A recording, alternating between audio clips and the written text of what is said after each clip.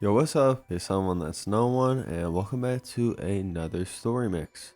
Today we are covering fake acid reports, aka 25 reports, 25I, 25C, 25D, N-BOME. These substances are notorious for replacing LSD as a cheap alternative for those who don't know better.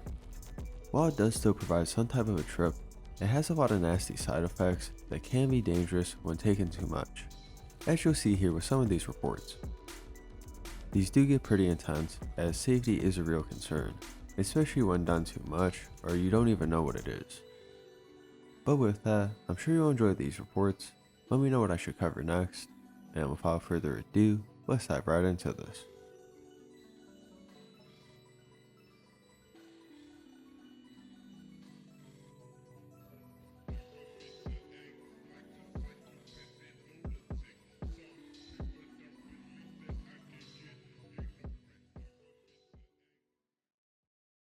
Powerful trip. I obtained waters with 25D, and having experience with 25C, I will compare this compound to that. Also, I am writing this post-trip, but it will be accurate because I remember the trip almost entirely. 35 minutes in. Put it in my gums, and about 35 minutes later, I began feeling the effects.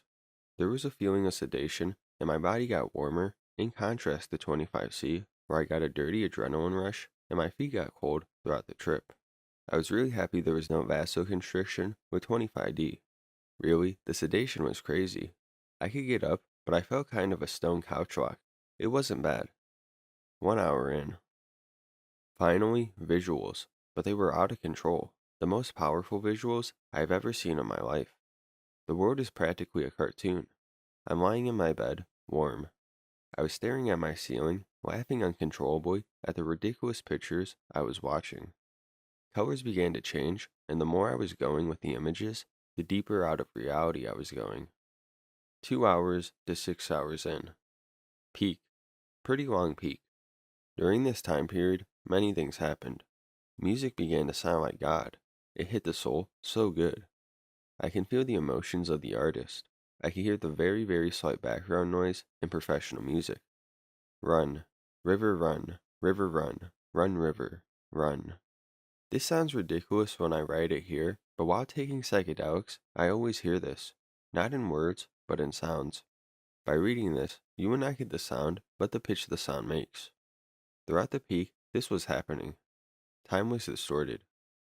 I began to talk on the phone, but I could not pay attention to what the person was saying. I was too focused on my ceiling, watching eternity pass by, and laughing. When I did say something, it was random or a mumble. The person on the phone was saying I'm weird, and I kept trying to act normal. Nope, can't act normal during the peak. Impossible, no matter how hard I tried. Food was really good, and I drank a lot of water. Water was amazing. I went to the bathroom frequently because of the water, so I would sit down and observe the new scenery. I would look at the hair and my legs. My hairs would stand up and look like palm trees. Waving, they didn't look like complete palm trees. They still looked like hair, but the hair on top was spread into like 5 hairs. I would put my hand on my thigh. The hair would fall down and be normal again, only to do its wavy palm tree movement when I took my hand off again. Some bizarre shit. And finally, the most bizarre. I was looking at my chest hair in the mirror. It was growing out, and it seemed like I was aging. My skin was aging too. I looked like I was in my early 40s. Scared the living shit out of me. I was not very amused by that visual, but it was pretty cool.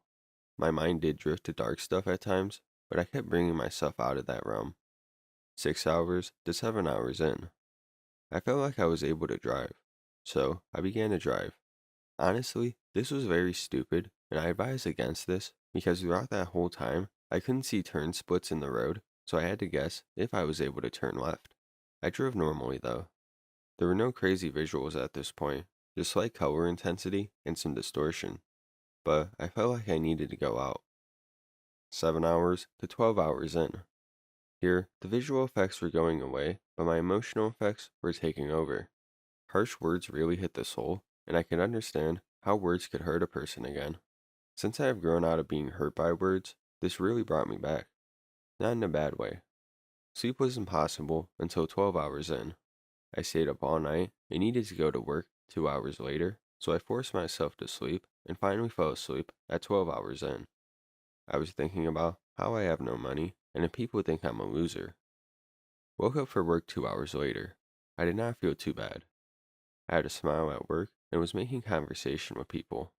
I look more friendly and less depressed. I feel more motivated to work also. Overall, pretty good experience.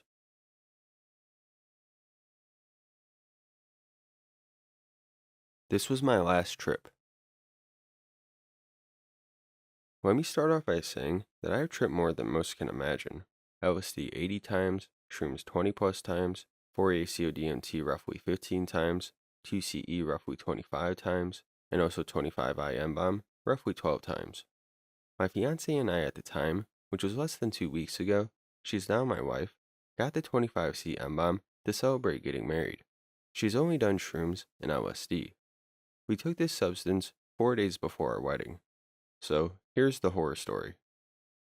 Now, take into account, I am admitting we were dumbasses, but I hope people take from this. At around 3:30 p.m., we both snorted roughly 3 milligrams each. I get up to go get dishes done, so the house is nice and clean for our trip. She says, I'm going to get on the PC and see how long it takes to kick in. She opens the laptop. I look at her from the kitchen, and she closes it right back up. I ask, why didn't you look it up? She says, I'm already tripping. I say, no way, mine hasn't kicked in. 2 minutes later, it kicks in. It is now 3:37, and it is hitting hard. We walk out to the backyard, and the visuals are so strong, it's becoming hard to see her face from 5 feet away. I hear her say she is scared, and if she will be okay. I say yes, and try to smile at her. But my breathing is becoming more difficult, and I am also scared, but don't want her to know. It's now 3:40, and I help her off the steps to walk back in and sit on the couch. She sits down and asks again if she will be okay. I say, would you like me to call an ambulance? She's now so out of it, she doesn't really respond. 3:43 p.m., I grab my phone, call 911, ask for an ambulance, and tell them me and my fiance had ingested a chemical called 25C N-BOME and it was becoming harder to breathe. 3:48, 5 cops come into my home and ask what's wrong. I try to explain to them we are hallucinating and having trouble breathing, and show them the package on the table, along with some 25C sitting there that we didn't snort. They have a hard time understanding what is going on, as they have never heard of it. My fiance starts screaming at them to get her to the hospital. They tell her the ambulance is on the way. Not sure of the time now, but it hasn't been long. 2 paramedics walk in. Can't remember what they said. Next thing I remember is my fiance is on a stretcher and I'm walking towards the ambulance. They have me step up on it and sit on the chair behind her on the stretcher. They put IVs into us both and start asking what we see. I try to say things are swirling and my fiance just keeps screaming to get her to the hospital. I have my head down with my eyes closed because I am terrified at this point. I hear them say to my fiance, you better wake up now or we're putting a breathing tube down your throat. I look up and scream at her, I love you! And she comes back, still screaming, why isn't she at the hospital? While we're on the ambulance, I hear a cop calling someone, asking about 25C, and he says they recommend benzos to counteract. We get to the hospital, and they take her off to a room and walk me to a separate room. They hook me up to a lot of wires, and I'm terrified. A cop walks in and says they're not pressing charges. I say, great, that's good to know. I have a guy who's my nurse talking to me as he checks my wires and stuff, and I ask, is my fiance alive? He says yes. I ask, are we going to live? He says, both your heart rates were over 200, but we have them going down now. Hours go along. I miss my fiance. After 7 hours, both our vital signs are back to normal, and they release her about 20 minutes before me. She had called her sister a couple hours earlier to have company. They release us both, and her sister drives us home. We are lucky to be alive. I did up to 8 milligrams of 25I N-BOME, and with 3 milligrams of 25C N-BOME, me and my wife almost died. I will not trip again. Be safe if you do.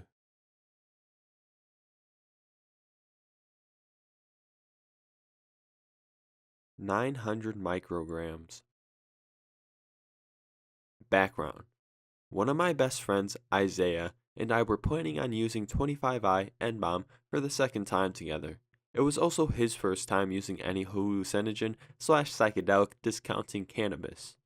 It was my ninth time using 25 N-BOME, although I have used other psychedelics such as magic mushrooms and morning glory seeds, as well as hallucinogens of other classes such as DPH and Dramamine deliriants and DXM dissociative. Isaiah is a regular dextroamphetamine user and an occasional marijuana user. Last time we tripped together, his first time tripping, my second time tripping at 25I, was in September of 2012, where we each took 1200 UGs of 25I and had an awful, entirely manic trip. He thought I was sane, and because he was losing it and I didn't know how to handle someone having a bad trip, especially while tripping so hard myself, I became very over controlling and acted completely insane myself. Anyways, on to the story. The beginning of the experience was recorded by me in a notebook. I changed everything to past tense to avoid confusion, but at a certain point I stopped recording, and the time at which certain events happen, as well as some of the events themselves, is foggy, so I begin estimating the times after the entry at 12:03. The trip took place at my house. My parents were still home, I am still living with them, and my sister had just gone back from college for summer vacation.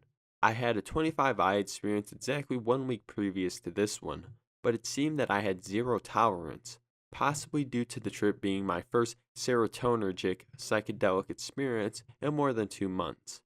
I had a wonderful marijuana-induced nap earlier in the day and was very well rested when I drove to pick up Isaiah and brought him to my house at around 8 p.m.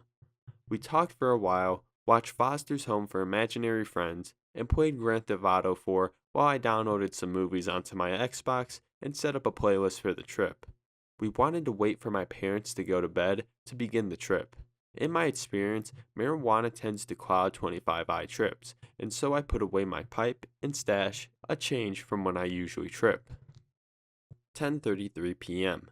After gathering things I think we might need in my basement, and after both of us have used the bathroom, we each drop half a tab, 600 UGs of 25I N-BOME. My parents hadn't fallen asleep yet, but I know they would soon. I turned on the first SpongeBob movie. A person on a forum had recommended watching this movie while tripping. 10:40 p.m. I talk to my girlfriend on the phone for a couple of minutes before she goes to bed. 10:53 p.m. I began to feel a possible buzz. Typing on my phone started to become difficult. However, both of these effects could be attributed to placebo or pre-trip anxiety/incitement. Isaiah complained about slight discomfort in his knees, which could very well have been vasoconstriction, a commonly experienced side effect on both the 2C chemicals and their N-BOME counterparts. I start to play Pokemon Diamond on my DS to pass the time and to distract myself from thinking about whether I'm feeling the impact of the chemical. 11:03 p.m. It has been half an hour since administrating this 25I N-BOME, and both Isaiah and I agreed that we felt the drug. I had a sort of light, almost weightless energy to my movement and thought process. This feeling is something that occurs on the come up of all my 25I experiences. 11:13 p.m. There was no doubt that I was under the influence of the RC. I was beginning to notice visuals and had a strong buzz. Isaiah was talking to a girl he had/has a romantic interest in on Skype. I felt almost obliged to advise and assist him in his growing relationship. I felt that I had more romantic experience than him, with this being his first romantic relationship, despite him having sexual, but not at all romantic, relationships with several women previous to her. I could feel how much he wanted/wants the relationship to work, and it reminded me of myself about a year and a half ago at the beginning of my relationship with my current girlfriend. This chemical has strong empathogenic effects, and I was feeling very good vibes from every aspect of the situation we were in. I wasn't following the SpongeBob movie at all. 11:30 p.m. Isaiah told the girl that he's tripping too hard to have a good Skype conversation and asked if they can just talk the next day. She said yes, and they said goodnight to each other. I felt very proud of this friend of mine for his involvement with this girl and told him that I approve of her. I felt that he would appreciate my verification of his life choices and that he would feel encouragement from my good first impression of the girl. He says that she seemed too calm and almost angry. Apparently, she usually is a very energetic person. I was watching the Skype conversation for a good portion of it and assured him that she wasn't angry and told him that I could see that she was/is really into him. He seemed to believe me and stopped worrying about it. We watched SpongeBob for a few minutes, but both agreed that it was giving some bad vibes and had a surprisingly sinister feeling to it, despite being a children's show/movie that we were both familiar with. We decided that it was a bit too negative to watch on the intense come-up that 25i has, and began playing Grand Theft Auto 4 again instead. My parents had gone to bed at this point. 12:03 a.m. Isaiah and I were tripping pretty hard. We both were seeing patterns on the ceiling and carpet, and this was odd. We were both seeing the patterns take the same shape. At first it was cat faces, something I had seen on 2 of my other 25i trips, and then it was outlines of turtles as though viewed from above. The patterns pulsed rhythmically while they seemed to shift through different colors of the rainbow. The walls and especially the blinds were breathing heavily. There was minimal color enhancement, although the world's color palettes seemed to increase in contrast, as though someone had went into Photoshop and made all the darks darker and the brights brighter. We found ourselves unable to navigate efficiently through Liberty City, the place that Grand Theft Auto 4 takes place. However, the game was incredibly beautiful and looked almost photorealistic, despite us noticing how easy it was to spot the repetition of skins in-game, on the city streets, and in the grass. 12:20 a.m. I felt as though we were getting close to peaking. The visuals were getting increasingly strong, the edges of the TV didn't appear to be the edge of the game, and the pictures on the screen spread out beyond the borders of the television, but not too far, and boring more into the area around the further it was from the screen. 12:40 a.m. It was impossible to direct ourselves around the city in GTA, although our skill level as far as driving and firing a gun in-game didn't seem to decline. I grew tired of the game and tried to convince Isaiah to watch a movie, to which he declined.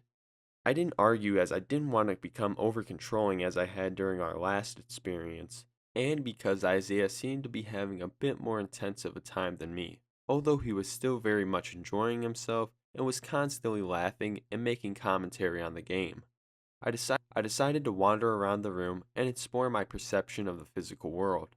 The police sirens in-game were mildly irritating, but not anything I couldn't ignore. The changed perception I had of physical objects weren't nearly as intense or entertaining as the visuals I was getting from the TV. From my experience, the physical world only begins to have true enhancement and distortion and becomes absolutely stunning beyond the level an eighth of shrooms in the 900 to 1200 range for 25i. It felt as though everything was absolutely hilarious, and when I wandered over to my desktop, I found a picture of a stack of my friend. Well, more ex-friends. Him and I aren't close anymore due to moral differences. Ian. This existed because a little more than a year previous to this trip, Ian had been diagnosed with severe pancreatic and bone cancer, as well as mild brain cancer. When I went to an awareness/charity walk for cancer the summer previous to the trip, the team representing Ian had carried these little signs with his face on them. For some reason, I found the picture of my bald, chemo-treated friend extremely humorous and burst out laughing as I picked it up. Isaiah looked up to see what I was laughing at. I showed him the picture of my ailing friend, and he too began laughing. Soon we were both in hysterics to the point of crying. He then said, "Was that from Halloween? You be all like, 'Trick or treat, I'm Ian and I got fucking cancer.'" We both continued laughing manically for a few minutes, until I was able to talk and explain the reasoning for this morbid face on a stick.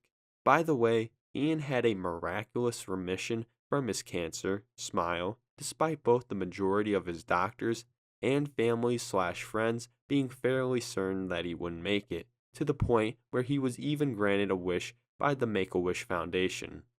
12:50 a.m. We were no longer playing GTA at this point, and we were mainly conversing about how much we were enjoying the experience, as well as the visual activity we were experiencing, which seemed to still be glowing. I decided to turn on the playlist I had created earlier, which mainly consisted of electronic music, light R&B, Frank Ocean and The Weeknd, some indie rock, and some prog metal. However, the first song in the playlist didn't really fit with the trippiness of the rest of the playlist. I just put it on there because it sounded cool, and the music of both the artists is normally greatly enhanced by general intoxication. This song was Wild for the Night by A$AP Rocky and Skrillex. I didn't want to be too loud, so I had the music at a low volume, leaving it not very enjoyable as I couldn't hear a strong bass or the details of the song that would normally be very enhanced at this point in a trip. Isaiah said the song was giving him bad vibes, so I turned the music off while we continued to talk and also looked through our school yearbook for a bit. 1 a.m. Focus was once again aimed towards the Xbox, as Isaiah and I began playing a 2D independent game called I Made a Game of Zombies in It. The game takes place from a bird's eye view as the players use their analog sticks to move and fire various weapons that can be picked up on the ground at enemies that include, but are not limited, to zombies. It includes some very energized, albeit god-awful, music, along with flashing lights, lasers, patterns, and colors that make the game quite the visual experience even while sober. I felt very motivated by the fast-paced game, but we ended up failing miserably at actually playing it, and mostly just watched and enjoyed the visuals that it provided. 1:20 a.m. It seems as though we had reached the peak. We stopped playing the game and I convinced Isaiah that we should watch something. I suggest Fear and Loathing in Las Vegas, but he says that it seems too confusing and dark to watch while tripping, plus he said he didn't really get the movie last time we watched it. We were both on dextroamphetamine and cannabis that night. I really wanted him to watch it since I knew that the movie didn't fully click for me until I watched it while tripping, but I knew we should be doing something we both enjoy. We talk about the other movies I had put on the Xbox earlier, which included Avatar, the new Alice in Wonderland, the Imaginarium of Dr. Parnassus, and the SpongeBob movie. All of them seemed too dark except for Avatar, which I thought was too long and hard to follow, and didn't have a relevant message to either of our lives at the time. I turned on Netflix to find something. 1:40 a.m. We decided to watch Adventure Time. It seemed happy, easy to follow, and trippy enough for both of us to agree on. 1:44 a.m. We each dropped a quarter tab, 300 UGs, of 25i N-BOME and started the first episode. 2 a.m. The visuals had gained a major boost, along with our mood. Adventure Time looked absolutely out of this world. The expressions on the characters' faces were all ridiculously exaggerated, and the world the show takes place in seemed to jump out of the screen at us. We were non-stop laughing and making comments and jokes about what was going on. The trip was absolutely wonderful. 2:20 a.m. People tend to bash the N-BOMEs, especially 25i, for not being spiritual or insightful. I agree that there is zero spirituality to this drug, especially in comparison to psilocin. However, for me, and it seemed for Isaiah as well, 25i has the ability to open the mind to wonderful self-realizations, insight on the way humans and society behave and interact, and a blatant perspective on the way the world runs. It doesn't provide the epic cosmic feelings and ideas that shrooms or the dissociative DXM do, but it has a knack for changing/advancing one's perspective on things relevant to modern humans. Adventure Time seemed packed full of messages and metaphors that we were able to understand, but also oversimplify while explaining them to each other, as expressing ideas in language feels very insufficient and limited on 25i, and communication can be difficult and confusing. For example, the main character, Finn, often seemed fairly useless without his companion, Jake the dog. Isaiah commented on this by saying, "You can either be a magical, shape-shifting dog, or you can be a useless fuckboy companion, but that's life." 2:30 a.m. The visuals were still increasing. Isaiah noted that my basement ceiling, which has white bums painted on, like many ceilings, looked like a bunch of rice. I saw what he meant, but it didn't stand out to me. I suddenly realized that the patterns on the carpet had turned from mostly unchanging silhouettes of animals to shifting geometric shapes. The pattern strongly resembled snowflakes and seemed to be about an inch or two above the carpet until I laid down on it and it blended back in. This pattern slash visual has occurred a few times during other 25i experiences. Isaiah saw snowflake patterns in the carpet at this point as well. The color shifting had dramatically increased, and I compared the colors of 25i to magic mushrooms.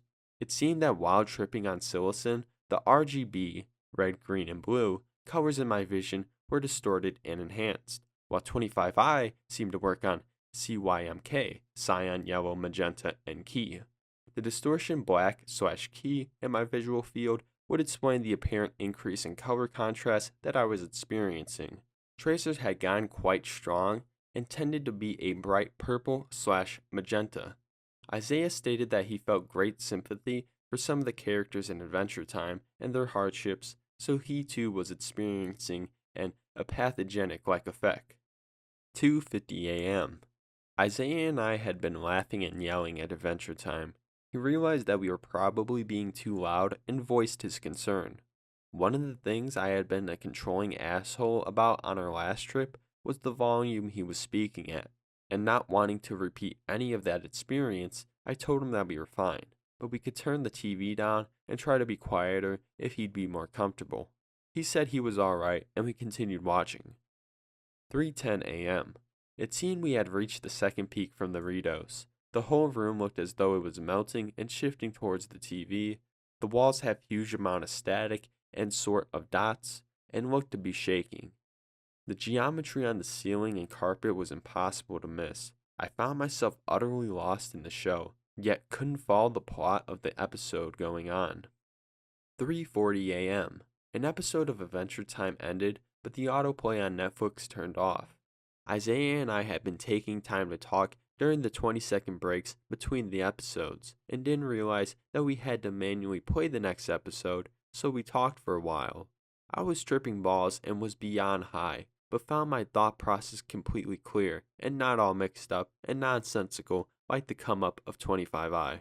This is an interesting thing I've noticed about the chemical, that around half an hour into the peak, the trip seems to change to be much clearer in thought process, loses most body load, and the visual is changed to have much more distortion of color, enhancing of vision, much stronger tracers, and slightly less fractals and patterns. I've heard others who have experienced this chemical and experienced the same change in their trip say that they believe 25i N-BOME has an active metabolite or more than one because of the clarity after the 2 to 3 hour mark post-administration. I asked Isaiah if he wants to go on a walk outside again. I had asked the same question an hour or so earlier, but the trip was too hectic for him to go to an unfamiliar place. He said that he wanted to, and we began preparing to leave. 4 a.m. Just as we were ready to step outside through my basement window, we heard the basement door open. My brain began going into overdrive, and it was impossible to gather my thoughts despite being completely level-headed just seconds before this. I began panicking because I thought my dad would know we were tripping, despite there being no evidence of drug use. I'd like to mention that although I am legally responsible for myself, my parents don't want me doing drugs, and definitely not doing / having them in the house, but they are aware that I am a drug user. I was already on thin ice with my parents due to my mom thinking she smelled weed in my room the previous day, so this situation was quite stressful. Isaiah and I had exchanged a look as we heard someone walking down the stairs, and he proceeded to hug his knees while I pretended I was showing him something on my laptop so there would be a reason that he was sitting directly next to me. My dad appeared at the entrance to the room. I was flipping out in my head, but all I had to say as his morphing face came into view was, "Hey." He then said, "Guys, it's 4 in the morning and you're being way too loud. You should go to bed." My terrified thoughts came to a halt, as did all other thoughts, as the next thing I did was hold up a bag of flaming hot Cheetos to him and say, "It's just Cheetos, man." I'm guessing he was too tired to register that Isaiah was in a fetal position next to me. I randomly handed him a bag of Cheetos, and our eyes were dilated as fuck as he said, "I'm trying to sleep, please shut off the Xbox and go to bed." Suddenly logic shot back into my mind, and I said, We will soon. Sorry. Then he said goodnight to us, we said goodnight to him, and he went back upstairs. Isaiah and I were silent while staring at each other for a minute, and then he asked, "Did that really just happen?" I told him it did, but he didn't know we were tripping. We both agreed that we were way too anxious to go on a walk now, and decided to keep watching Adventure Time. Of course, our recently shocked selves forgot to turn down the volume. 4:15 a.m. My dad comes down again, this time angry, and demands we turn the TV off. I immediately oblige, turn the lights off, and then both lay down on our places on the couch. We're quiet for a couple of minutes, other than our laughter, which we're both muffling with the pillows. Then we gain the confidence to start talking, but definitely weren't going to turn on the TV. Isaiah announced how bored he was, at which point I realized that I felt very unstimulated as well and turned on my DS to play some Pokemon. 4:30 a.m. We began talking, which quickly grew more interesting than the game. I began trying to discuss philosophy and ideology with Isaiah. It was difficult to assess the vocabulary I normally use, but the conversation quickly began flowing. I consider Isaiah to be just as intelligent as I am. In fact, he is probably more intelligent than me, but I feel that I have a much more enlightened perspective of the world and life.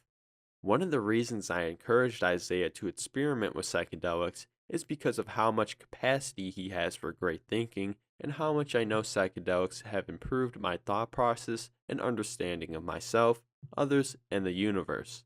Not to sound arrogant, I know that I am not nearly as close to knowing the ways of the world as others.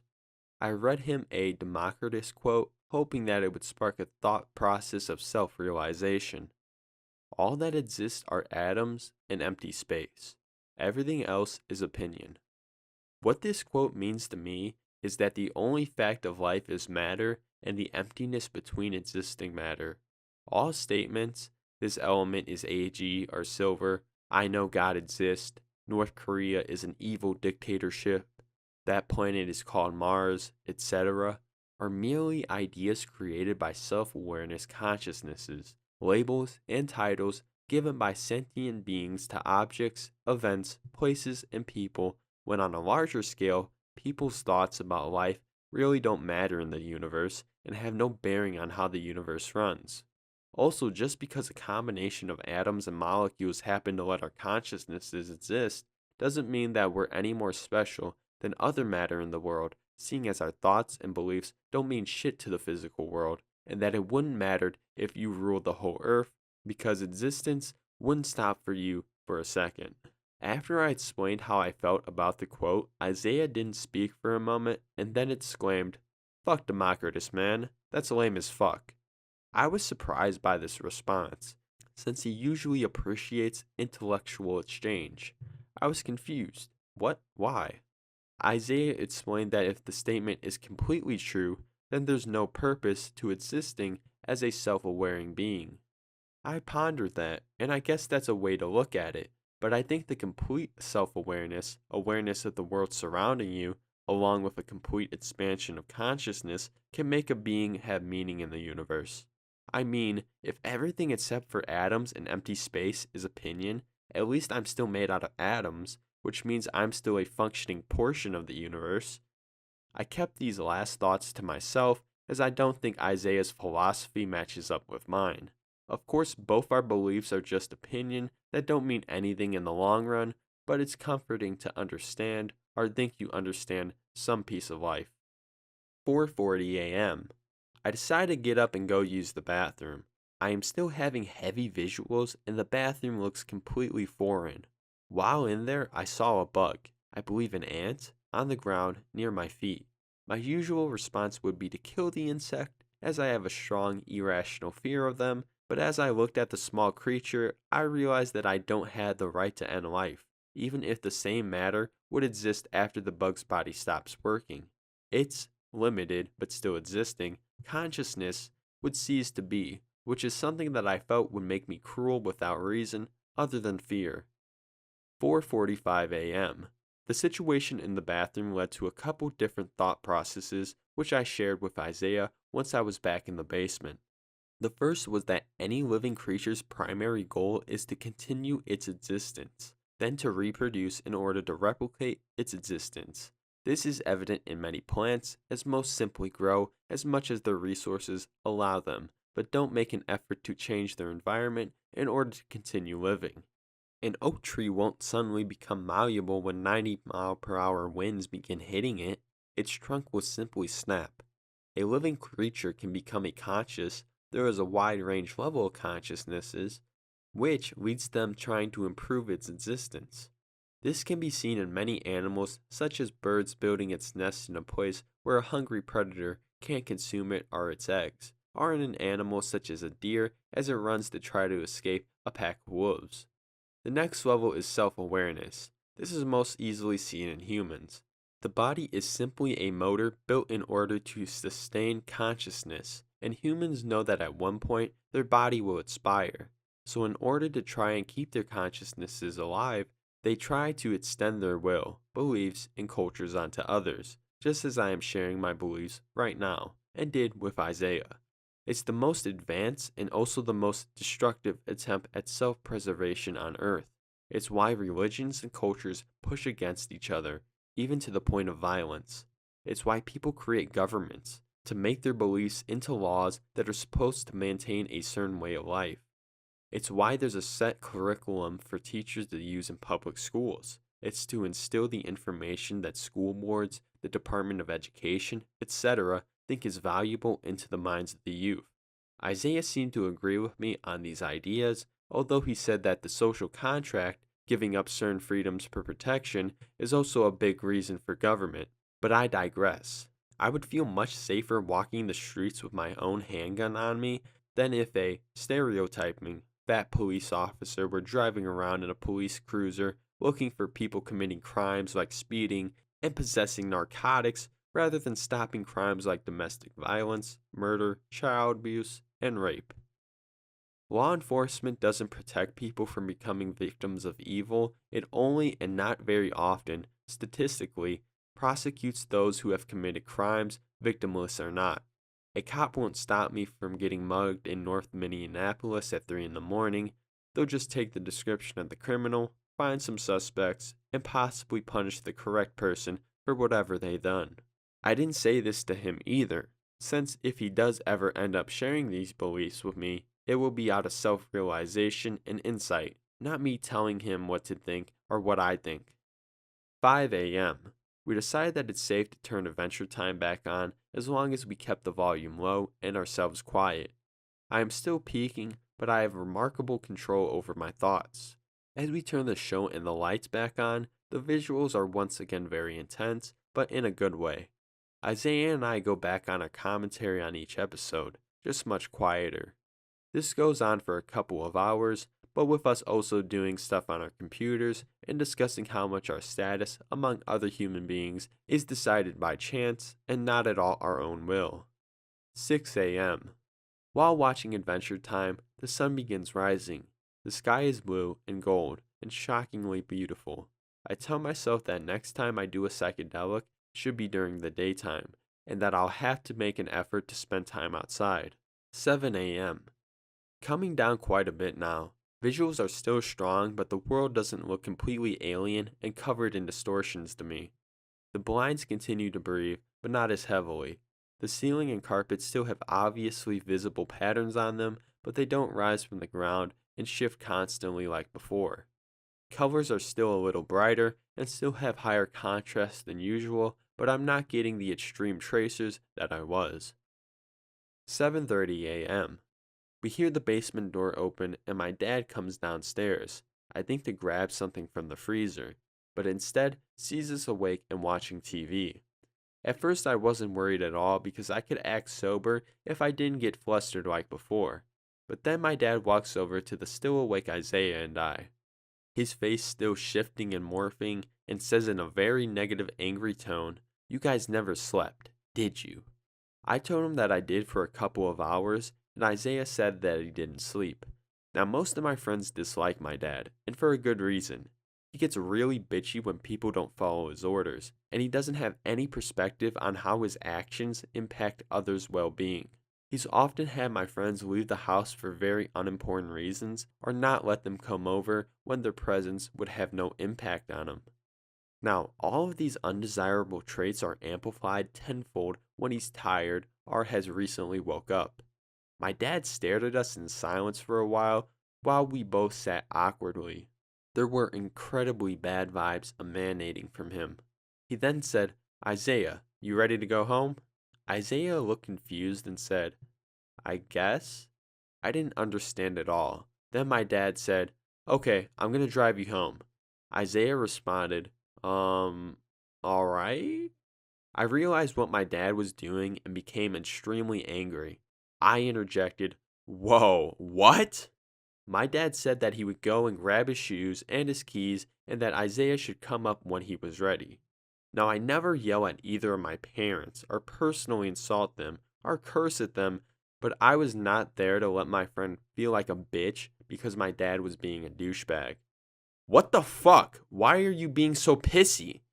My dad looked shocked momentarily and then yelled, "Because you guys wouldn't sleep!" Isaiah just stared at his computer screen, trying to stay out of what was going on. I yelled, "Well, holy shit, shoot me because I didn't fucking sleep. Because you have control over when my body naturally decides it's tired. We'll fucking sleep, but you're not taking anyone home." My dad stared at me for a while. I glared back. He eventually turned around and walked upstairs. I apologized to Isaiah about my dad's temper tantrum. He told me that he texted his sister for a ride and that she'd be here in 10 minutes. I was surprised initially, but realized that if I were a guest at this house, that I would not want to be there. I helped him gather his stuff quickly and then walk towards the stairs and go up towards the bathroom. My dad was standing at the top of the stairs, facing away. I stared for a few seconds and then said, why are you standing there?" He turned around. "I don't know. Why am I standing here?" "I don't know." Then I walked up the stairs and we argued for a while. At first, the unfamiliar part of the house reminded me that I was still tripping a fair amount and made me lose my ability to think properly, and so I stuttered for a few seconds, trying to find words. I recovered my composure though and told him that his reaction to his son and his son's friend not sleeping when he wanted to was completely disproportionate, and that there's no way that a guest simply not sleeping calls for him to kick them out of the house. I then told him that Isaiah was leaving in a few minutes because he was so uncomfortable. Isaiah's sister must have told him that she was at my house because he began walking up my steps to leave. At which point, my dad told Isaiah he has nothing against him and that this whole situation wasn't about him at all. I just shook my head at his weak apology and said bye to Isaiah as he walked away from us towards my front door. My dad then apologized to me for treating my friend that way and for acting that way in front of a friend of mine. I stared at him. I didn't think he was actually serious because there was no way he expected some sort of acceptance of his apology after the way he acted. He then went on to do something I didn't expect and apologized for a time back when I was only 15 years old and got home from a Halloween event at 2 in the morning, and he shoved me up against the door and hit me because I was home so late. I know, he's actually a dick. I was surprised he remembered this since he treats me like shit more often. I stared at him for a few more seconds and then walked up to my room and fell asleep until 1 in the afternoon. He's apologized a couple more times for acting that way towards Isaiah since then, but I don't think he'll get forgiveness from me for making one of my best friends feel that unwelcome and humiliated. Isaiah and my friendship is still very much intact, but I'm not sure he'll ever want to come to my house again. I know that this was an incredibly long trip report, but it was about a lot more than just the drug. I learned a lot from both the trip itself and the events that took place during the trip. Never let someone fuck you or the people you care about around, even if they act like they love you and are doing what's best for you, because love and care is shown through kindness, not through anger. I'm not saying don't forgive these people, that was just my personal choice. Perhaps I will forgive my dad for that night. Maybe I'll also forgive him for the night where he hit me as my friends were still pulling out of my driveway. Only time will tell. I just know that I'm not forgiving him anytime soon. I also know that I need to find the means to leave this house because my parents letting me stay here has allowed them to control me too much. And everyone is naturally a bad person. Our instincts in modern culture have taught us to only care about ourselves and even to try and control others. I know that I am a bad person too, and that it would take me years for me to truly learn to care about others as much as, and hopefully more than myself eventually. I realized that it was a bad choice on my part to trip in such an unstable environment, but there's nothing I can do about it now. If anyone cares about the effects of the drug, although it's a stimulant, it's barely impacted my heart rate, although it did cause noticeable vasoconstriction as my extremities became rather cold and a little numb after Isaiah and I redosed. The drug has no noticeable body load at medium doses, such as 600 UGs, except for some gastrointestinal distress, mostly in the form of flatulence, probably due to serotonin receptors in the intestines. I noticed some nausea after redosing and bringing myself to a 900 UG dose. Remember, everyone has a sweet spot for having a comfortable, enjoyable time on any given drug. And I'm going to say for this substance, it's probably not above 1 milligram for most people. Also, I had to piss like 6 or 7 times during the trip, which tells me that this drug is at least slightly toxic, as my body seemed to be attempting to flush it out. However, 25I N-BOME feels no more toxic to me than alcohol, nicotine, or amphetamine, and it has never left me with a hangover or pains in the kidney, liver, or heart, so my guess is that it doesn't do any long-term damage to the body. These opinions aren't backed up by any statistics or data though, so don't take my word for it. If it's your first time doing 25I, start low. I mean anywhere between 300 UG and 600 UG depending on your weight, tolerance to psychedelics, and experience with tripping. I believe that with careful dosing, in good setting and company, this is one of the more enjoyable drugs I've done. Anyways, thank you for listening, if you did listen all the way through.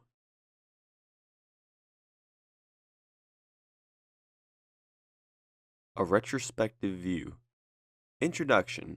4 months ago, I tripped on 25 N-BOME. Seeing that there were very few reports on the drug, I took it upon myself to make a trip report detailing my experiences. The following are 2 reports. Both times the drug was administered intranasally using an emptied 15 milliliter Afrin nasal spray bottle filled with a solution of 25 N-BOME hydrochloride dissolved in water at a concentration of 1 milligram per milliliter. When measured, each spray was dispensed about 100 microliters of liquid. This made for an accurate method of administration at about 100 micrograms of 25 N-BOME per spray. Note, the chemical was reluctant to dissolve to the concentration at the room temperature. Heating it up in the microwave to about 40 to 50 degrees Celsius fixed this problem. The solution did not precipitate back at room temperature. Warning, as this chemical is active at extremely low doses, I made sure to be extremely careful not to breathe any in or get any on my skin when creating the solution. If you do not have the proper equipment or experience to handle dangerous chemicals, I'd strongly recommend against it. 25 N-BOME Trial 1. Beginning. 300 micrograms of 25I N-BOME is administered nasally. 20 minutes in. First effects are felt. My vision starts to flicker slightly as it did on 2CE. No nausea or anxiousness, only a slight mood uplift is felt. 24 minutes in. I realize the punk music I am listening to is a bit harsh for psychedelics. I put on There There by Radiohead. That's much better. The hound's tooth pattern on my hoodie hanging on the wall begins to checker into itself. 42 minutes in. Heart rate, 100 beats per minute. There are little to no signs of physical unease. The erotic, as Shogun put it, rears its beautiful head. Visual effects are starting to manifest themselves as things bend and wane as I look at them. Music has a certain profoundness to it, with a particular emphasis on beat. 1 hour 30 minutes in. A bit of Brexium manifests itself, but it is very minor. On 2CE, I would get pretty intense teeth grinding. This is something minor and could probably be remedied with some chewing gum. I'll remember that for next time. I begin to see dragons and skulls as I look into the window that drapes to my right. I am in a very complex headspace, but my visual field is still most of the way intact. I am at a +1, heart rate 100 beats per minute. An hour 45 minutes in, I decide to meditate, working my way into a +2. 2 hours 5 minutes in, I am caught up in a feeling I am quite unable to describe. The carpet has the same small pattern repeating throughout its entire surface. Despite the intense visual and perceptual changes, I feel surprisingly in control in that I can tune them out and come back to reality in a second. Apart from the huge shit-eating grin I keep finding plastered on my face, I can imagine acting fairly normal in public on this compound at this dose. While under the influence, I feel it necessary to write the following commentary. I can see 25i becoming this generation's acid. It's incredibly cheap. This dose cost me literally 6 cents. There's no nausea that typically accompanies the come up of psychedelics. 25i N-BOME has all the positives of acid, but unlike acid, it's extremely stable and probably doesn't even need to be stored in the freezer.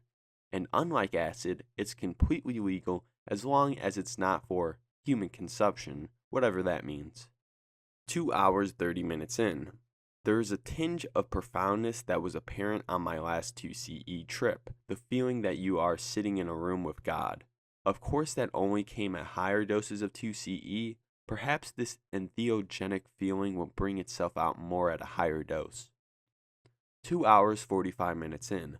I begin to realize how unfair it is that we indoctrinate children about psychedelics with stories of people jumping out of windows or losing their sanity.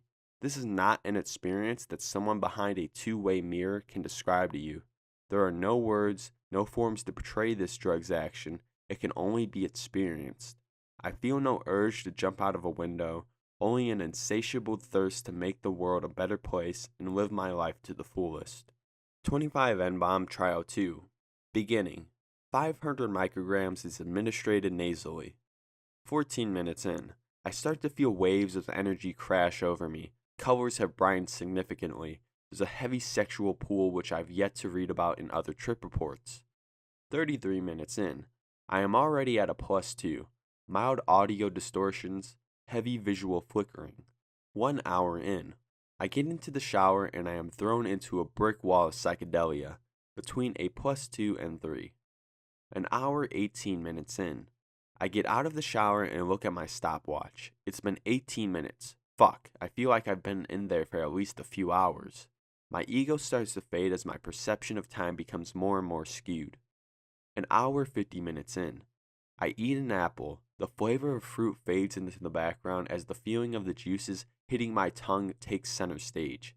Tactile sensation is taken into another plane of existence while sense of taste is dulled. 2 hours 15 minutes in, I'm starting to come down and feel it necessary to write the following. There's an urge to do everything at once while at the same time the feeling that I will have an eternity to do it. With this chemical, a dualism makes itself apparent in literally everything. The table standing by itself in a room becomes a clash of forces between its legs and the support of the floor. In my mind, the political struggles in the world battle against each other, not as right and wrong, but rather two different sides of the same coin. In our day-to-day life, we are so caught up in how the world relates to us, but we can't ever really be bothered to stare across the lake from the other side's perspective. And if we seek objectivity, we find ourselves caught in the trap because there are only two perspectives and each one is wrapped in its own peculiar ways. 2 hours 28 minutes in. I'm starting to come down a bit more, perhaps at a +1. I vaporize 0.1 grams of cannabis and I am thrust back into the depths of my own mind. I lay down in my bed and close my eyes. I'm confronted by an array of kaleidoscopic visions, each incredibly complex, completely unique, and with a depth that the English language can do no justice. These visions are made up exclusively by bright colors with lots of purples and greens. After about 20 minutes of this, I feel the urge to push the dose up a bit higher. 2 hours 52 minutes in, I redose 500 micrograms. Note, the following timescale is relative to the second 500 microgram dose. 26 minutes in, I'm looking out of my bedroom window and the trees outside are dancing in front of me. The world becomes a work of art as the leafless branches blowing in the wind melt into an animated Van Gogh painting. I feel the chill of the November wind through my window. Incredible. 39 minutes in. I'm just about peaking and decide to take another 200 microgram dose. I also quickly prepare and vaporize perhaps another zero point 0.2 grams of cannabis. Time? Time becomes irrelevant. I skip forwards and backwards through it uncontrollably. I put on my headphones and start listening to some Animal Collective. I find myself processing music very strangely.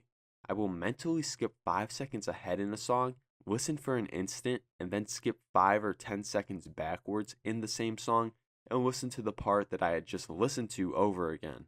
I feel indescribable pleasure, bliss, nirvana. This is the ultimate human experience. My life up until this point has merely been preparation for this moment. Everything from here on afterwards will never be the same. I literally feel the beauty of the universe in its infinite complexity. My perception of myself is erased. There is no longer a me. 1 to 2 hours later, I remember crying several times as I came down feeling truly blessed just to be alive. Post-trip retrospective commentary. I'm writing this about 4 months since my last trip, which was described in detail beforehand. This is one of the best, if not the best, drug ever made. It would be almost impossible to improve. I am done searching for the perfect psychedelic. This is the one. Both low and high doses are extremely comfortable and get more rewarding as the dosage is pushed higher. Under its influence at relatively high doses, there was no nausea, no anxiousness, and absolutely no fear. There was instead a gentle push as the chemical guided me to a mind state of pure and indescribable bliss. There's no doubt in my mind that this chemical changed me. It has made me happier. It has made me more compassionate. It has made me more enthusiastic about going and doing things. The experience in itself is incredible, but it is the effect that it had on my perception of the world that makes up the majority of its value to me. I feel as my emotional hard drive was wiped clean that day. I recall about 2 weeks later after this trip having a dentist appointment. Now normally, I get pretty bummed out when I have to get my teeth cleaned with sterilized metal tools, but the afterglow was so strong that I remember walking into the office and radiating happiness from start to finish. With bleeding gums, I joked around with the office staff and assistants. I didn't even care that I was in pain. Pain is not relevant anymore. My irrational fear of heights, the dark, insects, and spiders disappeared entirely. I used to tense up whenever I was around someone I thought was attractive. Since the trip, I have become extremely confident around women. People who have wronged me in the past are forgiven. I realize that past mistakes that I have made are no longer relevant. I am fitter, happier, more productive, living my life without limits. I am freed from my cage. My grades in schools have gone from B's and C's to straight A's. I think I should also note that I have pretty much zero craving for the drug since my last trip. My eyes are already open. What would be the point of another trip? I think I should also note that this drug really needs cannabis to be fully exploited. By itself, it's unbelievable, but with cannabis, it was mind-blowing.